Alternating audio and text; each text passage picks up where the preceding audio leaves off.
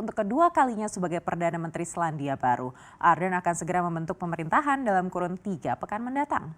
Partai Buruh Liberal memenangkan pemilu dengan 49% suara dibandingkan lawannya Partai Nasional yang mengantongi 27% suara. Kemenangan cukup tinggi ini menjadi yang pertama kali karena hampir 24 tahun Parlemen Negeri Kiwi selalu berimbang.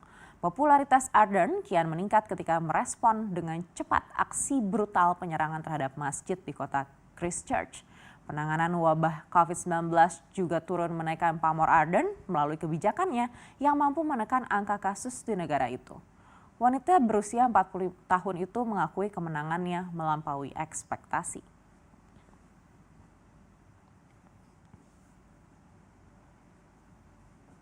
The fact that we had that strong mandate, that's what we worked so hard for. In terms of the numbers, I think I did indicate on the night that it did exceed my expectations, so that is very fair to say. My expectation is that we will form government within the next 2 to 3 weeks. There is precedent for governments to be formed before final counts are taken when it's clear that a mandate exists. And it is clear in this case that a mandate exists. Perdana Menteri Selandia Baru Jacinda Ardern baru saja mengejutkan publik karena pengunduran dirinya yang mendadak.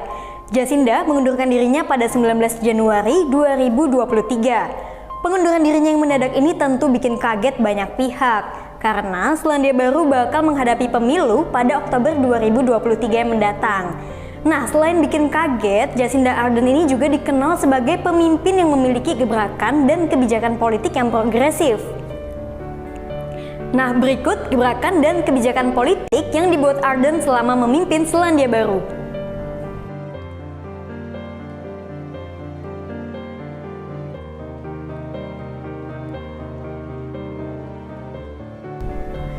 Baru 2 tahun menjabat sebagai Perdana Menteri, Ardern harus dihadapi oleh krisis terorisme.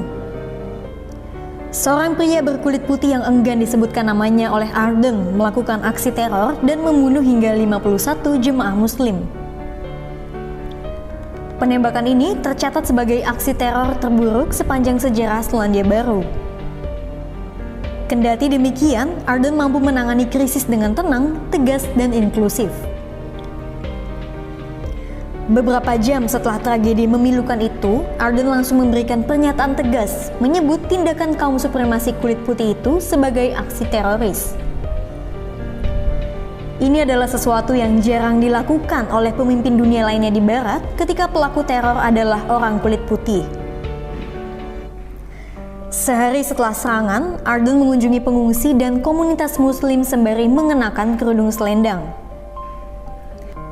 Sebuah detil yang membuat Ardern mendapatkan rasa hormat dari banyak muslim di dalam dan luar negeri. Pada hari yang sama, Ardern menegaskan undang-undang terkait senjata api di Selandia Baru. Halo semuanya, perkenalkan nama saya Melanie Kaneta Anggraini dengan NIM 159 dari kelas 2024D, Prodi S1 Administrasi Publik. Di video ini saya akan membahas tentang tokoh kepemimpinan yang saya idolakan, yaitu Jacinda Ardern. Nah, jadi Jacinda Ardern adalah mantan Perdana Menteri Selandia Baru yang menjabat sejak tahun 2017 hingga 2023.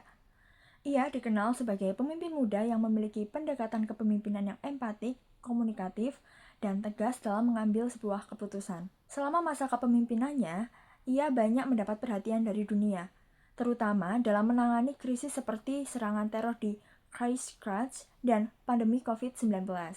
Berdasarkan materi kepemimpinan, gaya kepemimpinan Jacinda Ardern dapat dikategorikan sebagai kepemimpinan transformasional. Hal ini terlihat dari kemampuannya dalam menginspirasi masyarakat, membangun kepercayaan publik, serta membawa perubahan positif melalui kebijakan-kebijakan yang berpihak pada rakyat.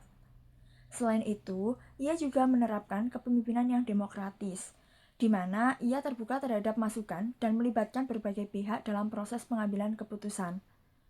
Yang paling menonjol adalah pendekatannya yang empati dalam kepemimpinan.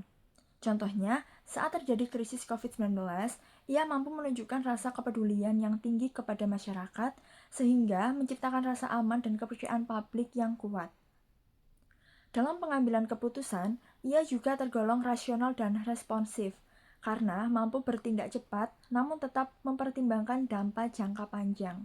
Kemudian lanjut ke mengapa alasan saya memilih tokoh tersebut. Alasan saya memilih Jacinda Ardern sebagai tokoh idola adalah karena ia menunjukkan bahwa seorang pemimpin tidak hanya harus tegas, tetapi juga harus memiliki empati dan kepedulian terhadap masyarakat. Ia mampu menyeimbangkan antara ketegasan dalam mengambil keputusan dan kelembutan dalam berkomunikasi, yang menurut saya sangat relevan dengan kepemimpinan di sektor publik. Selain itu, ia juga menjadi inspirasi bagi generasi muda, khususnya perempuan, bahwa usia dan gender bukanlah penghalang untuk menjadi pemimpin yang hebat. Nah, jadi dari sosok Jacinda Ardern ini, kita dapat belajar bahwa kepemimpinan yang efektif tidak hanya berfokus pada kekuasaan, tetapi juga pada nilai kemanusiaan, komunikasi yang baik, serta kemampuan mengambil keputusan yang tepat. Sekian dari saya, mohon maaf bila ada salah kata. Terima kasih.